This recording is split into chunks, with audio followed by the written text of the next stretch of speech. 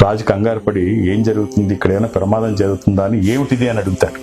మహారాజా ఏమి లేదు, ముందు నేను పడగొట్టిన ఇల్లు నా తల్లిదండ్రులు, వాళ్ళు నన్ను పెంచి పోషించాల్సిన బాధ్యత వాళ్ళది, డబ్బుకు ఆశపడి నీకు అమ్మేశారు నన్ను, వీళ్ళు నాకు అవసరం లేదు.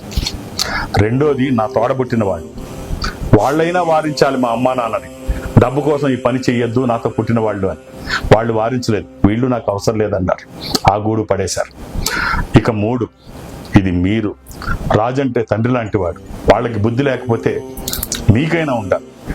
ఈ రాజ్యంలో ఉన్న వాళ్ళందరూ మీ సంతానమే, మీరు దానికి ఆలోచించకుండా మీ సంతానం కోసం వేరే వాళ్ళ సంతానాన్ని చంపేయడానికి ఇష్టపడ్డారు, మీరు నాకు అవసరం లేదు. ఇక 4వది, నేను ధ్యానం చేస్తున్నది భగవంతుడు.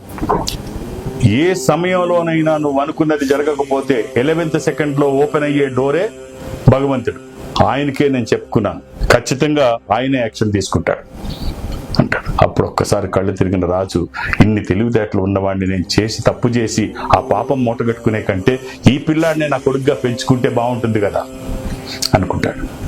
మన డేట్ ఆఫ్ బర్త్ చెప్పంగానే ఆ చక్రం వేయటం కానీ అది కానీ కొన్ని సెకండ్స్లో జరిగిపోయేటువంటి ఓ ప్రక్రియ, అది అనుభవిస్తే తప్ప, అనుభవయోగ్యం తప్ప ఈ ఎక్స్ప్లెయిన్ చేయడానికి మాటలు చాలు.